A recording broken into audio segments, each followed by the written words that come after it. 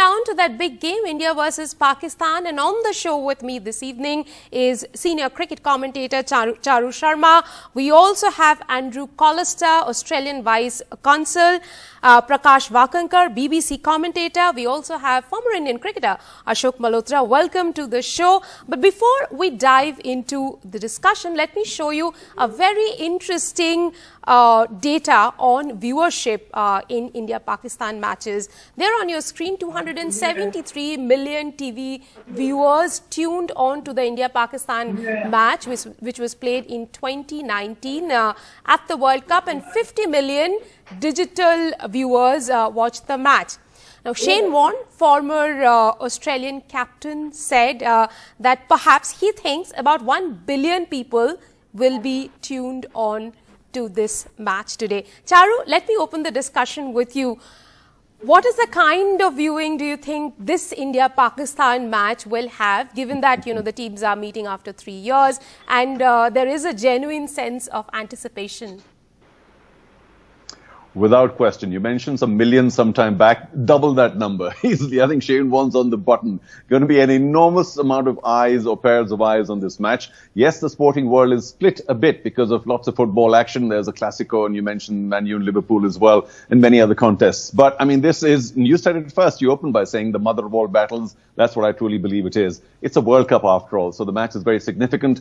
I think a lot of Indian supporters do feel that India's record is magnificent against Pakistan in ICC tournaments, but, you know, they are a very, very good team. Anyway, you talked about viewership.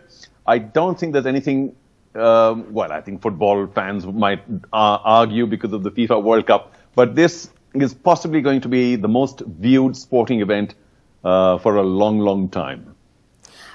Yes, and I think my viewers will be very surprised to know that the highest viewership in sports is garnered by Tour de France. Over 3 billion people watch that event. Now, Prakash, coming over to you. Now, we talk about India, Pakistan. Sorry, I beg your pardon. Now, that's collectively over a very long time. So we talk about 1, 3, 3.5 hour burst. We can't talk about 2 weeks. Come on. Yes, but that's the viewership data that is generated. India versus Pakistan in the few, I mean, they are not, that is not in the top 10 most watched sporting event either. That's what I was checking out. Prakash, let me come to you. You know, we've talked about India versus Pakistan being the mother of all battles. But lately, would you say that it has not lived up to the hype? Well, it hasn't, unfortunately, has it? I mean, partly because they haven't really been as close or as nail-biting finishes in games as you'd like to see. You know, in classic battles that are held in the sporting arena, you tend to see very close fights, ups and downs, wins and losses. It hasn't happened. India, frankly, dominated in ICC events for a long time now. And one would hope that while the result wouldn't change, it will be a really, really close game, because that's what everybody wants to watch. And only then can it get to the level of being called El Clasico. I think here there is a big element of the fact that the two countries just don't play each other often enough. And I think that's part of the excitement, the rarity of the commodity, as it were. Ashok, would you say that tonight perhaps is the night when Pakistan has a chance? Because if these two countries meet in longer formats of the game, perhaps Pakistan will have no chance against Team India. But given it is T20, given the way Pakistanis have performed in T20, they might just see this as a window of opportunity to get the better of India and make it perhaps 5-1.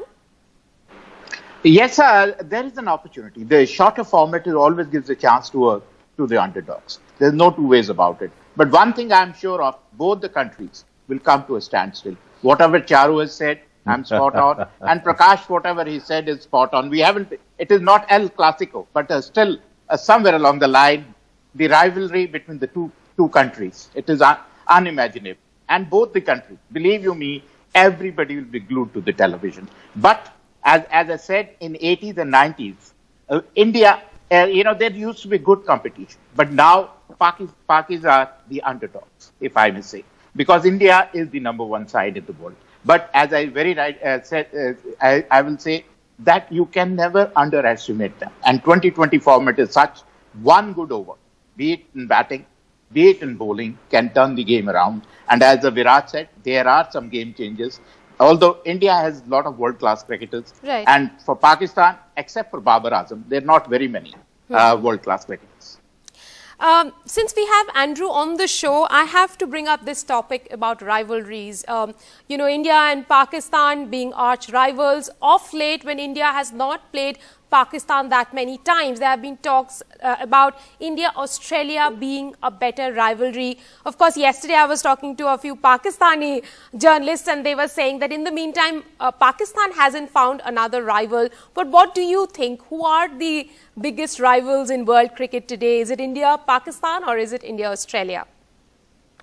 Oh, I think, and thanks again for having me on, Rika. I think on the field, you could say India-Australia, but I think there's nothing better than a traditional rival. I mean, as an Australian, I still love facing the English in the Ashes, even though the series probably haven't been as competitive as some of the Australia-India matches. So I'm really excited. And I think, as has been pointed out, it's the rarity as well. We've got, again, the Classico this evening, Manchester United, Liverpool, but that happens at least twice a year, maybe more. This hasn't happened for a couple of years. And although you said there's a bit of a quality imbalance potentially on paper, the players won't feel that when they're out in the field this evening.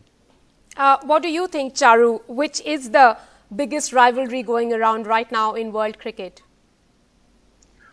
Well, everybody is fighting for second, because it has to be India and Pakistan. Andrew, sorry about this, but you guys might have the drop on us in terms of history with your Ashes. But in terms of numbers and the kind of attention and the kind of passion that's involved, I don't think there's a rival in the world of cricket to India and Pakistan. And of course, add the rarity that we've all mentioned in terms of supply and demand. There's a massive demand and very little supply. So quite obviously, India, Pakistan, I mean, streets ahead.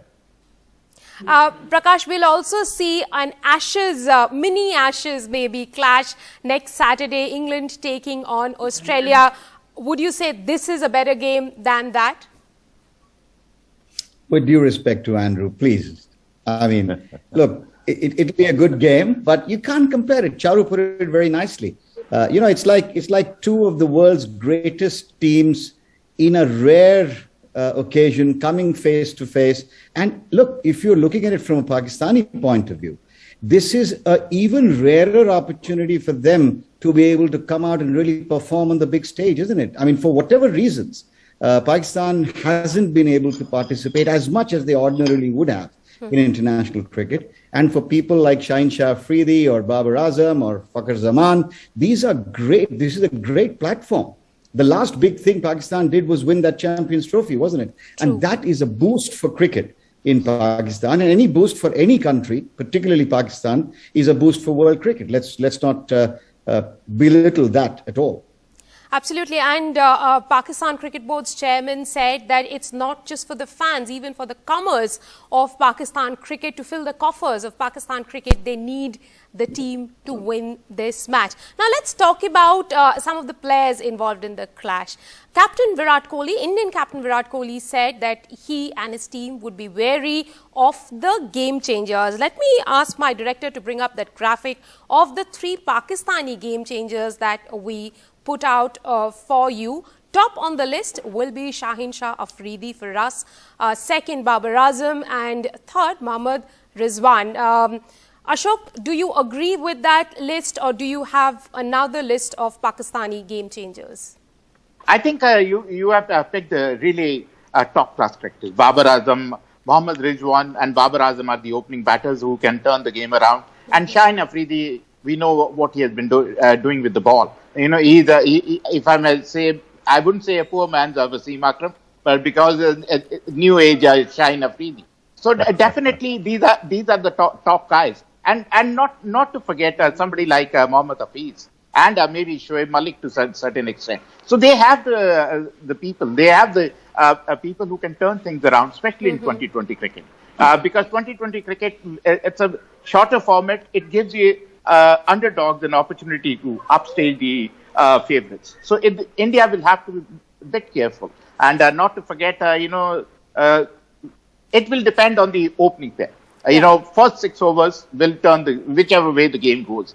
Be it bowling, be it batting. I think the openers for both the sides are top-class openers, Babar Azam and Mohammad Rizwan. And for India, Rohit Sharma and KL Rahul. If they can take advantage of the first 6 overs, things will be difficult for the opposition. Andrew, what will be the matchup of the game for you? Would it be Shaheen Afridi versus KL Rahul? Yes, no, I'd have to agree. I think, as was just said, the first 6 overs, whoever's batting first and second will be key. We saw that often during the IPL. And again, Shaheen Afridi, if he can tear through that Indian top order, that'll make things really difficult. But again, if KL Rahul and Rohit Sharma get on top of him early, then it could be a long way back. So, yeah, I think that's really going to be entertaining to watch. As you said, there's going to be a lot of pressure on whoever's batting first and the bowler as well, naturally. Absolutely. Now, Charu, this one is for you. I have on the screen a list of 3 possible game changers from India: Jasprit Bumrah, KL Rahul and Ravindra Jadeja. At my own peril, I have left out Virat Kohli. But tell me, do you agree with the list or not? Well, you haven't just left out Virat Kohli, you left out 8 other game changers for India because every single player... Because I was picking 3 from each side. So I know. But you've left one. I think Hassan Ali for Pakistan is a very key bowler because he's very, very clever with the ball, not just speed. So let's add that on the Pakistan side. Also, Shadab, their leggy can be pretty tricky. So, they've got plenty of game changers in Pakistan as well. But, I think it's just a feeling that I get. It's a question of wickets. And to me, yes, the first 6 overs matter a lot. But to me, they matter more in terms of not losing wickets because both the teams, the minute they break through, it's going to be a massive psychological advantage and people are going to push that hard. So if India are batting first, I don't know yet, then they need to make sure the first 6 overs, they don't lose any wickets because then they can power on. We got enough power all the way. And Pakistan too. The importance of this match is such that even Pakistan has included a 41-year-old and a 38, 39-year-old because they need that experience to calm everybody down. I think only one of them will play. We'll see whether it's Shoaib or Mohammad Hafiz. Both of them are the same. So in terms of off-spinning, batsmen. But I think, for Pakistan, there's much more, being the underdogs, I think they will certainly be less favourite than India.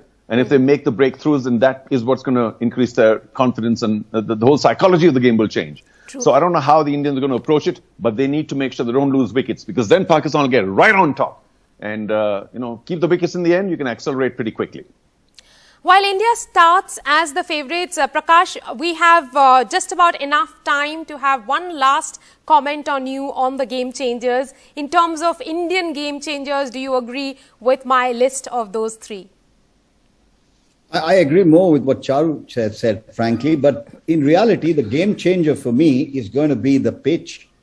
You saw what happened yesterday in Dubai, and I'm very concerned, frankly, as to what will be the nature of the pitch and how it will play, because if it turns out to be a low-scoring game, I think the bowlers will come to the fore, and I dare say Pakistan will match India in that respect much better than they would in the batting department.